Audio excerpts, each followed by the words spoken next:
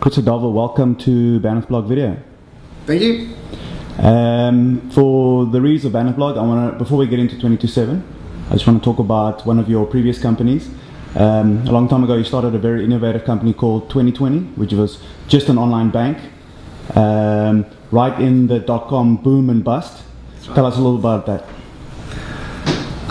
2020 launched in 2001, so it was, you're right, it was right in the flux of the .com boom and bust. The idea was to create a bank that people will ultimately love, using tech to make that possible. The challenge then was to convince people that banking online is a viable option. We had to convince people it's safe, that you don't have a branch. So it shows you how long ago that was. But our backer was Samba Bank, and Samba went into curatorship 6 months after we launched. So the truth is 2020 was only alive for 6 months. I stuck around. We were committed not to get customers to lose any money, and eventually sold to Standard Chartered Bank 18 months later. So that was quite a fascinating journey. You built such massive street cred in such a short period. I mean, 6 months. I mean, the confidence from the consumers. I remember there was a lot of hype. It was very good. Yeah, it was. It wasn't that the product was smart. The product was smart. It was almost like we tried to get a 3-in-1 product. So it was a product for the person in the street, but using like the same principles that was used in private banking. Why couldn't we offer that to a normal person in the street?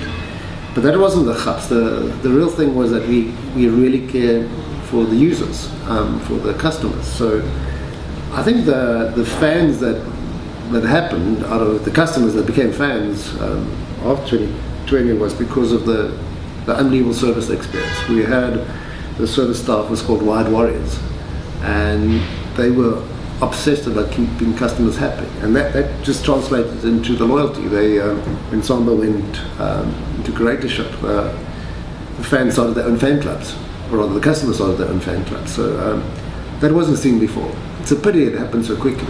If we survived a bit longer than the 6 months, I think we would have been able to sustain that. 22seven, you're back. When was this idea born? Well, probably about 10, 11 years ago. When we, in the 2020 days, we had this idea of pulling things together for people as far as their money is concerned. We wanted that. We said we have no real idea what we're doing with the money. But, and bizarrely so, the Yodlee, who are the aggregators that we now use, who are the biggest financial service aggregators on the planet, they just launched in 2000. So we met with them then, but the tech wasn't advanced enough to do what they are able to do today. So it wasn't this eureka moment in the bath, that you wake up and you have a brilliant idea. It was just like the team of people that we kept on thinking about this, and tech just kept up with that. And what's possible today about aggregating financial information wasn't possible 10, 11 years ago. And having the ability to host stuff in the cloud, we built massive data centers when we launched 2020. That's all hosted in the cloud now. So you can, the idea is more how smart we can have a team of people think about solutions. So yeah, not an idea that was born overnight. It's come a long way. Funding, you mentioned Samba pulling down 2020. How have you set up your funding differently this time around? Well, the first lesson we learned was not to have just one funder. Who would think that having a bank as a funder, you'll have a problem? That was a bit of a lesson we learned. So we have a range of funders. From the one side, we have a Hazard Platter Venture Fund, who's one of the funders. The Whole Lot Group is a funder, and we have a bunch of angel investors. So this time I have a diverse group of funders who are all wed to the idea that this is a long-term play. We hope to be around for quite a while down the line. Massive hype when you launched. Did you expect the hype, the consumer confidence? Well, we hope that we'll get some acknowledgement, but we're blown away by what you call the hype. I just call it there was unbelievable readiness in the market for something like this. I think also the banks in South Africa's initial responses just fueled debate. If you looked at social media that first 2 weeks, it was just buzzing about the banks that like us, the banks that don't support us. But for us, it just fueled the realization that what we're doing is trying to solve a real world problem. Consumers out there don't really have a handle of how to look after their normal expenses, after their normal money. The relationship that they have with money is not as smart as it could be. So even though I have to say we are a bit embarrassed with the accolades we had, because the product is just really in its infancy. We're just starting with this thing. So yes, but the hype was, you call it a hype, I just call it there was a huge response. Why didn't you talk to the banks before launch? It's probably mostly a competitive thing. South Africa's a small market. The financial services industry is small in South Africa. So, and financial aggregation is not new. It's been going in the States for more than 10 years. And we were also aware that the banks themselves were looking at personal financial management tools for their customers. So we reckon it would have been smart to go to banks and lift our skirt, and this is what we were about to launch with. At the same time, the aggregation component is done by Yodlee, so they are the people that do the back-end tech that aggregates all the information from data. So it was purely a competitive thing. We didn't think it was a smart thing to go to potential competitors and offer them information about what you're planning on doing. Makes sense.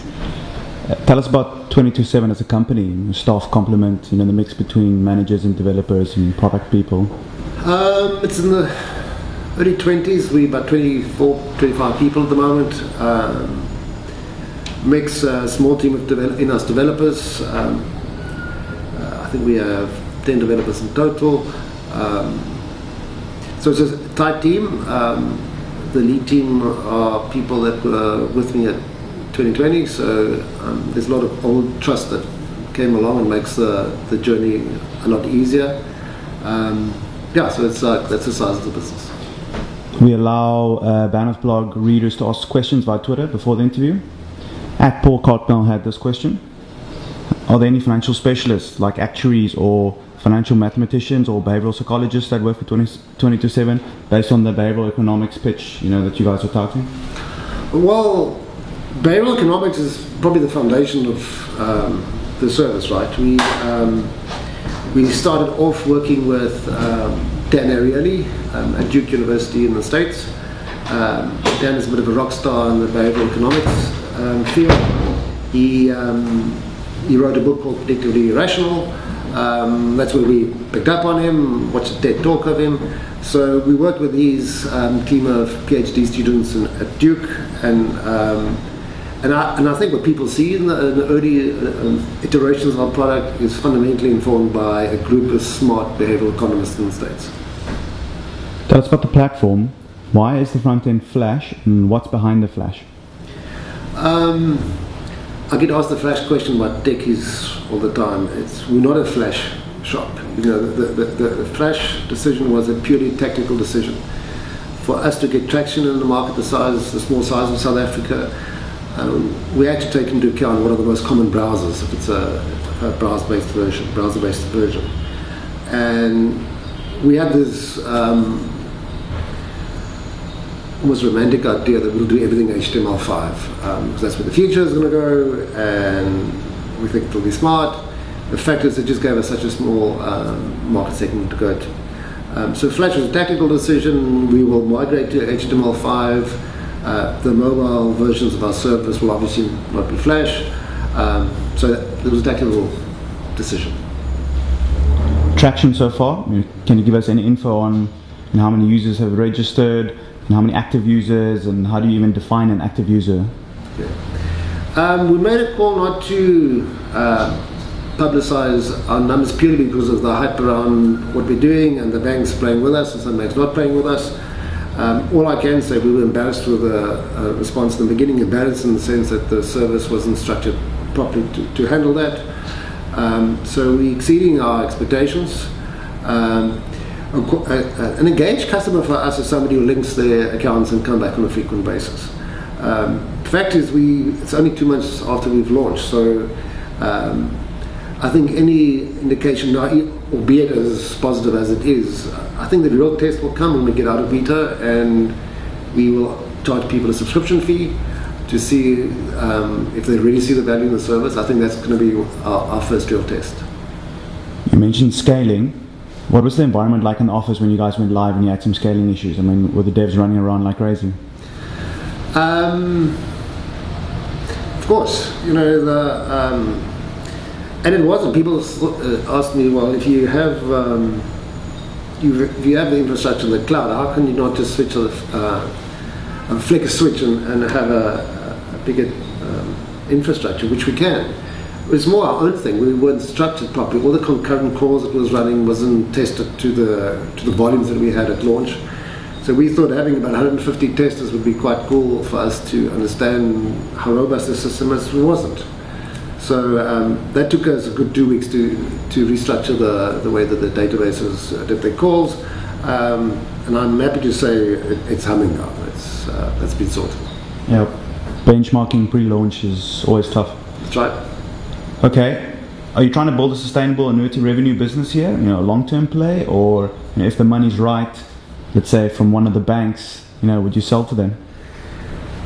I've also learned in my life never to say never, but we committed, as we said right here, we committed to build an independent brand.